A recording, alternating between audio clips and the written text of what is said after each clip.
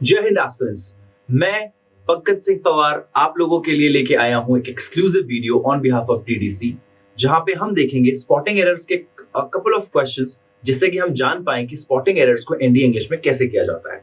मेरे पीछे आप देख सकते हैं एक क्वेश्चन दिया गया है और उसके ऊपर एक डायरेक्शन दी गई है। ये direction straight from the paper है, यानी कि ये एनडीए के पेपर में आया हुआ क्वेश्चन है। ये एक प्रीवियस ईयर क्वेश्चन से हमने पिक करा है, जो कि एनडीए 2020 के पहले पेपर में आ चुका है। इंस्ट्रक्शंस में क्लियरली लिखा हुआ है कि ये जो पूरा का पूरा स्टेटमेंट है, ये एक ही स्टेटमेंट है जिसको कि हमने लेटर्स ए, बी और सी में 3 पार्ट्स में डिवाइड कर दिया है, और जो चौथा पार्ट है उसको हमने डी नो एरर बोल दिया है। तो इस तरीके से हमने इस सेंटेंस को अलग अलग करा है, जैसे कि हम एक एक सेंटेंस के एक एक पार्ट को पढ़ करके उसमें मिस्टेक फाइंड कर सकें, और जैसे ही हम उस मिस्टेक को फाइंड करेंगे हम उससे कॉरेस्पॉन्डिंग लेटर, यानी ए हो सकता है, वो बी हो सकता है या सी, उसमें हम मिस्टेक फाइंड कर देंगे। फॉर एग्जाम्पल, अगर मुझे नीचे की ये वाले वर्ड्स जो कि पार्ट सी में आते हैं, इसमें कोई एरर मिला तो मैं सी को क्लियरली टिक कर सकता हूं। अब सीधे सीधे हम चलते हैं इस बात पे कि हमें स्पॉटिंग एरर्स में एरर मानना किसको है। एरर ये obviously coming from straight English grammar, या फिर ये इंग्लिश वोकैबुलरी से हो सकता है, और या फिर इन जनरल भी काफी सारी चीजें जो हमारे डूज एंड डोंट्स इंग्लिश में होते हैं, वहां से ये हो सकते हैं। कभी भी यूपीएससी ने क्लियर नहीं करा है कि स्पॉटिंग एरर्स के अंदर हम सिर्फ ग्रामर से या वोकैब से या एक पर्टिकुलर जनरल इंग्लिश से क्वेश्चन देंगे, ऐसा कुछ भी नहीं है। आपको सिर्फ स्टेटमेंट पढ़ना होता है और उसमें किसी भी तरह का इंग्लिश का जो एरर है उसे स्पॉट करके उस पर कॉरेस्पॉन्डिंग लेटर पे हमें टिक लगाना पड़ता है। इस क्वेश्चन को अगर आप पढ़ेंगे तो आप देखेंगे कि this building comprises of 6 houses, 3 parking lots and 1 basement. तो इस तरीके का ये स्टेटमेंट है। एक बारी में रीडिंग करने पे किसी भी एस्पिरेंट को जो नया नया एनडीए इंग्लिश के लिए अपनी प्रिपरेशन स्टार्ट कर रहे हैं, उन्हें ये स्टेटमेंट बिल्कुल सही लग सकता है, लेकिन जिसने थोड़ा बहुत टाइम अपनी इंग्लिश ग्रामर या इंग्लिश वोकैबुलरी में दिया है, उनको ये बात रियलाइज हो जाएगी कि दिस बिल्डिंग, ये वाले पार्ट में बिल्डिंग जो है अपने आप में एक सब्जेक्ट बन गई है, एंड ये इस पार्ट में कोई भी प्रॉब्लम नहीं है। जैसे ही हम बी पार्ट पे आते हैं तो clearly without wasting any time हमने यहाँ पे अपना एरर स्पॉट कर लिया है। कंप्राइजेस जो कि एक वर्ब है, उसके साथ में ऑफ का इस्तेमाल बिल्कुल वैसा ही है जैसे कि एक सुपरफ्लस वर्ड का इस्तेमाल। सुपरफ्लस से आप कंफ्यूज मत होइएगा, मैं आपको बताता हूँ। बहुत सारे ऐसे वोकैबुलरी है जो जनरल भाषा में हम लोग यूज करते हैं, बट एक्चुअली में वो एग्जिस्ट नहीं करती है। उसमें से ये एक एरर है। कंप्राइजेस ऑफ का इस्तेमाल इंग्लिश में क्लियरली गलत बोला गया है। मैं एग्जांपल देता हूं कोप विद का।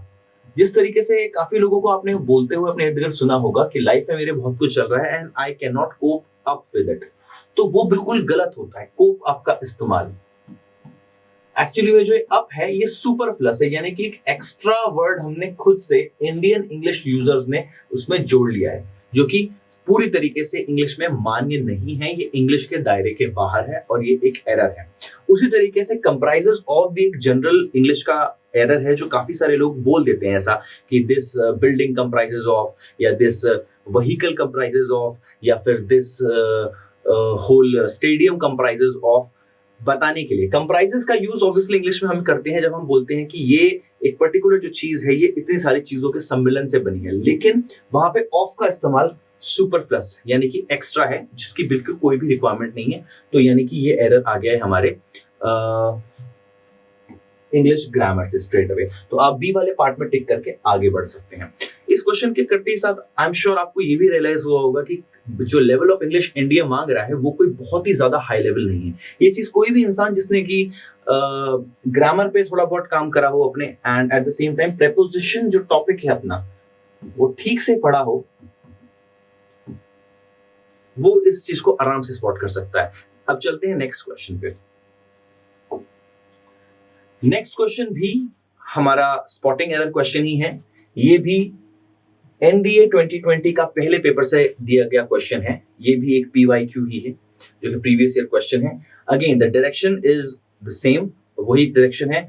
एक ही स्टेटमेंट को 3 पार्ट्स में डिवाइड कर दिया गया है, चौथे पार्ट को नो एरर बोल दिया गया है। हर पार्ट के साथ एक कॉरेस्पॉन्डिंग लेटर ए, बी और सी दिया गया है।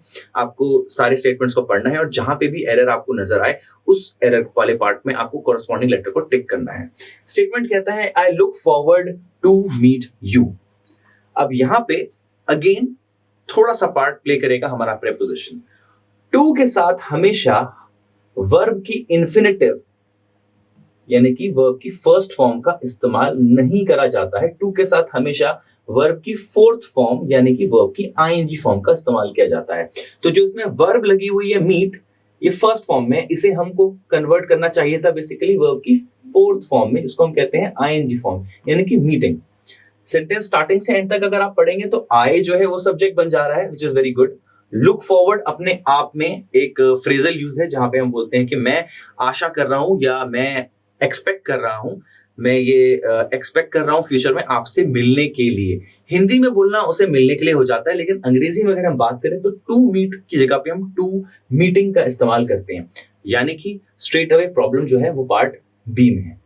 तो आप देख सकते हैं कि किस तरीके से बहुत ही इजी क्वेश्चंस एनडीए 2020 में पूछे गए थे। आई एम 100% श्योर इसी के इन एंड अराउंड का जो लेवल है आने वाले पेपर्स में आपको देखने के लिए मिल सकता है। तो बिल्कुल भी घबराने की जरूरत नहीं है। आई एम श्योर हमारे चैनल पर भी काफी सारे ऐसे स्टूडेंट्स हमसे जुड़ते हैं जो कि कंटिन्यूसली एक ही सर्च चीज कर रहे होते हैं कि क्या वो कोई शॉर्टकट है जिससे हम एनडीए इंग्लिश को जो है अपना स्ट्रॉन्ग कर पाए या एनडीए इंग्लिश का जो उनका डर है उसे निकल पाए। सबसे पहले डर इस चीज को हटाने का ही है। आपका सबसे पहला जो आपका टास्क होना चाहिए वो ये चीज है कि आप पीवाईक्यूज देख करके एटलीस्ट अपने आप को ये आश्वस्त कर पाए कि एनडीए इंग्लिश आपकी रीच के बाहर नहीं है। कोई भी इंसान महीना या 2 महीने में अपना इंग्लिश का स्तर इतना बढ़ा सकता है कि एनडीए इंग्लिश में आने वाले स्पॉटिंग एरर वाले स्टाइल को वो इजीली सॉल्व कर पाए। चलते हैं नेक्स्ट क्वेश्चन पे। तो स्टेटमेंट पढ़ के आपको समझ में आ गया है कि ये अगेन स्पॉटिंग एरर का ही क्वेश्चन है जो कि आज का हमारा मेन क्वेश्चन टाइप है जिसको हम डिस्कस करने वाले हैं। डायरेक्शन हर क्वेश्चन के साथ मैंने इसलिए लिखी है ताकि आप इसको यहाँ पे मैक्सिमम टाइम पढ़ लें और जब आप खुद कभी क्वेश्चन पेपर लेके बैठे तो आपको वो रिकॉल और वो रिमेंबर का जो कनेक्ट होता है वो हो जाए और आप थोड़ा सा और कंफर्टेबल फील करें। मैंने देखा है बहुत सारे ऐसे कैंडिडेट्स हैं जो कि स्पीड बनाने के लिए या बहुत ज्यादा उत्सुकता में या बहुत ज्यादा जिसे कहते हैं रश में, हेस्ट में गलती कर देते हैं, कभी डायरेक्शन नहीं पढ़ते हैं। तो कभी एंटोनिम होता है तो सिनोनिम मार्क करके आ जाते हैं, कभी सिनोनिम होता है तो वो एंटोनिम मार्क करके आ जाते हैं, या कुछ भी वो ऐसी काफी सारी मिस्टेक्स मुझे काफी मेरे स्टूडेंट्स ने बताई हैं। तो कभी भी ये गलती मत करिएगा। आप हमेशा क्वेश्चन पेपर जब भी हाथ में लेते हैं तो डायरेक्शंस को सबसे ज्यादा इंपॉर्टेंट दीजिएगा। चलते हैं इस क्वेश्चन में। क्वेश्चन हमें कहता है nursery classes for the children starts on April every year, उसके बाद नो एरर। सेम पैटर्न पे क्वेश्चन है, स्पॉटिंग एरर का क्वेश्चन है। स्पॉटिंग एरर्स के लिए आप मजबूती लाने के लिए आपको मैंने जैसे कि बताया आपको हमको फॉलो करना पड़ेगा। आपको मेरे आने वाले चांस में कुछ थ्योरेटिकल पार्ट्स भी कराऊंगा, कुछ इंपॉर्टेंट जो एनडीओ को ध्यान में रखते हुए काफी सारे टॉपिक्स को मैं कवर कराऊंगा। उसके अलावा मैं कुछ वोकैबुलरी भी आपसे डिस्कस करूंगा जो कि बहुत जरूरी है। और वोकैबुलरी की जब मैं बात करता हूँ तो वोकैबुलरी में सिर्फ वर्ड मीनिंग्स, एंटोनिम्स, सिनोनिम्स की बात नहीं करता हूं मैं वोकैबुलरी में फ्रेजल वर्ब्स की बात भी करता हूं। मैं वोकैबुलरी में एक और जो सबसे इंपॉर्टेंट चीज है जो काफी लोग बहुत ध्यान नहीं दे पाते हैं, इडियोमैटिक फ्रेजेस की बात भी करता हूं। मैं काफी सारे ओल्ड सेइंग्स जो हमसे जो है काफी सारे पेपर्स में हमने देखा है कि आते हैं, उसकी बात भी करते हैं। ठीक है, क्वेश्चन पे अगर हम ध्यान दें तो अगेन मैं 100% श्योर हूं कि आप में से काफी सारे पढ़ने वालों ने दिमाग में ऑलरेडी सोच ही लिया होगा कि इसका आंसर तो जो है नो एरर होने वाला है। लेकिन जिस इंसान ने थोड़ा बहुत इंग्लिश पे काम करा है, एनडीए इंग्लिश को समझा है और एनडीए इंग्लिश के साथ में वर्ब चैप्टर, जो वर्ब का टॉपिक है बेसिकली एनडीए इंग्लिश का, उसको ठीक से पढ़ा है, वो ये जानता है कि वर्ब के अंदर में एक बहुत इंपॉर्टेंट चीज है और वो है सब्जेक्ट का अपने ऑब्जेक्ट के साथ एंड कॉन्सिक्वेंटली अपने वर्ब के साथ अग्री होना बहुत जरूरी है। सब्जेक्ट का जो भी स्टेटस हो, चाहे वो जेंडर के हिसाब से, चाहे वो प्लूरैलिटी और सिंगुलैरिटी के हिसाब से, जो कि इस केस में हमारा जो है नर्सरी क्लासेस जो है हमारा इस सेंटेंस में सब्जेक्ट है, ठीक है, जो कि प्लूरल है। तो जैसे कि मैं आपसे बात कर रहा था कि सब्जेक्ट का, वर्ब का और ऑब्जेक्ट का आपस में एक अच्छा कॉम्बिनेशन होना चाहिए, अग्रीमेंट होना चाहिए। अगर आपका सब्जेक्ट जो है वो जेंडर वाइज जो है वो फीमेल है तो आपकी वर्ब में, अगर वैसे तो चेंज होता नहीं इंग्लिश में, लेकिन ऑब्जेक्ट्स में और बाकी सारी चीजों में, प्रोनाउंस में वो सब चीजें आपको देखने को मिलती हैं कि अकॉर्डिंगली ही लगता है। तो वैसे ही वर्ब को अगर हम सेंटेंस में देखें तो वर्ब भी हमारी इस टाइम पे सिंगुलर ही यूज होनी चाहिए, जो कि ऐसा नहीं है। वर्ब जो है हमारी वो प्लूरल होनी चाहिए बट सिंगुलर का इस्तेमाल करा गया है। स्टार्ट्स जो है उसमें एस ऐड करके हमने वर्ब को सिंगुलर कर दिया है, बट क्या हमारा सब्जेक्ट सिंगुलर है? नहीं, हमारा सब्जेक्ट तो प्लूरल है। यानी कि ये clear case of disagreement between the subject of the sentence and the verb of the sentence है। जैसा कि हम समझ सकते हैं कि ये एक तरीके से सब्जेक्ट वर्ब अग्रीमेंट का प्रॉब्लम है। आप ये वर्ब में भी पढ़ते हैं टॉपिक वाइज, और सब्जेक्ट वर्ब अग्रीमेंट इस वाले सेक्शन में भी हम इसको देखते हैं। सिंपली यानी कि आंसर हमारा सी मार्क हो जाएगा। ठीक है, तो दो सबसे इंपॉर्टेंट चीजें जो इसमें मैंने डिस्कस करी आपके साथ वो ये थी कि एक तो कभी भी एकदम से नो एरर पे हमें नहीं आना है। हमें नो एरर को कंसिडर ही तब करना है जब हम कम से कम 3 से 4 बार गुड अमाउंट ऑफ रीडिंग हम दे चुके हों अपने ए, बी और सी पार्ट को, और उसके बाद भी हमें कंटिन्यूअसली वर्क करते रहना है अपने वोकैबुलरी में। जैसा कि मैंने आपको बताया वोकैबुलरी बहुत इलैबोरेट है। वोकैबुलरी के अंदर antonyms, synonyms, phrasal verbs, idiomatic phrases, old sayings, ये सारी की सारी चीजें मिल करके एनडीए की वोकैबुलरी बनती है। And at the same time आपको एक्सक्लूसिवली वर्क करना है अपने ग्रामर पे। आपको हर एक टॉपिक को पिक करना है, उसको इनिशियल स्टेजेस पे सॉल्व करना है, समझना है, उससे related basic exercises, intermediate exercises, बहुत ही top level difficult exercises solve करनी है और पीवाईक्यूज करने हैं। अगर आप ये करने में सक्षम हैं तो believe me on this that you will never face any difficulty while solving spotting errors in the NDA English paper. जी, तो चलते हैं नेक्स्ट क्वेश्चन पे। So here we have our next question. Again the question is coming from the question type spotting errors of NDA English, और खास ध्यान में रख करके मैंने एनडीए 2021 के सेकंड पेपर से ये क्वेश्चन पिक करा है आप लोगों को समझाने के लिए। ओके, तो दो जनरल इंस्ट्रक्शंस हैं, डायरेक्शंस तो हैं क्वेश्चन के साथ वो सेम ही हैं, दैट एक ही स्टेटमेंट है आपका जिसको हमने बाइफर्केट कर दिया है या डिवाइड कर दिया है इन 3 पार्ट्स, और 4th पार्ट हमने एडिशनली दे दिया है, इसमें नो एरर है। और आपको इसको रीड करना है और इसके अंदर आने वाली एरर को स्पॉट करके उस वाले पार्ट से कॉरेस्पॉन्डिंग लेटर जो भी हो, ए हो, बी हो या सी हो, उसको टिक करना है। स्पॉटिंग एरर सब जानते हैं करना। ओके, सो हम देखते हैं। The pollution level is very high in our city and becomes a health hazard. I am 101% sure each time I discuss a question, मुझे अंदर से हमेशा मालूम रहता है कि कम से कम हमारे पास 80 to 85% ऐसे स्टूडेंट होते हैं जो पहला क्वेश्चन पढ़ते ही सीधे मन में अंदर मान लेते हैं कि इस क्वेश्चन में तो कोई एरर ही नहीं है। बिकॉज उसका रीजन है, पहली बात, lack of practice in terms of grammar, lack of practice in terms of vocabulary, और अंदर अंदर उन्हें हमेशा ये लगता है कि जो वो पढ़ रहे हैं और एकदम से उन्हें जो रियलाइज होता है वो यही रियलाइज होता है कि क्वेश्चन में कोई भी एरर नहीं है। काफी सारे लोगों को इस स्टेटमेंट के लिए भी ऐसा लग रहा होगा कि इसमें कोई प्रॉब्लम ही नहीं है। बट अगेन, जब भी आप स्टेटमेंट पढ़े, मैं आपको एक सबसे गोल्डन रूल देता हूं सबसे पहले आज स्पॉटिंग एरर को करने का। पीछे के क्वेश्चंस में भी वही लगा करके आप उसे सॉल्व करिएगा जब आप एक बार ये वीडियो देख लेंगे, और आने वाले क्वेश्चंस में भी आप कभी भी स्पॉटिंग एरर करें तो हमेशा सबसे पहले अपना सब्जेक्ट को रिकग्नाइज करें। इस स्टेटमेंट के अंदर में जैसे ही आप पहला पार्ट पढ़ते हैं, the pollution level is very, यहीं पे हमें पता लग जाता है कि पोल्यूशन लेवल हमारे इस सेंटेंस का सब्जेक्ट है। यानी कि जैसे हिंदी में हम कहते हैं करता है, यानी सब कुछ जो बातचीत होगी सेंटेंस में वो इस पर्टिकुलर टॉपिक के बारे में होगी, पोल्यूशन लेवल के बारे में। उसके बाद इज लग गया है, यानी कि ये हेल्पिंग एरर है। वेरी जो है वो एडजेक्टिव की तरह वर्क करता है सेंटेंस में। अब देखिए, the pollution level is very high in our city and becomes a health hazard. क्या आप अभी तक स्पॉट कर पाए हैं प्रॉब्लम को? I don't think so, because जिसको जिसको ये लग रहा है कि पहले पार्ट में प्रॉब्लम है, तो मैं उसको क्लियर कर देना चाहता हूं कि पहले पार्ट में कोई भी प्रॉब्लम नहीं है। सेकंड पार्ट में high in our city and, अभी तक भी कोई प्रॉब्लम नहीं आई है। उसके बाद होती है बात बिकम्स अ हेल्थ हजार्ड। अब now would like to bring your attention to one important topic जिसको हम कहते हैं टाइम एंड टेंसेस।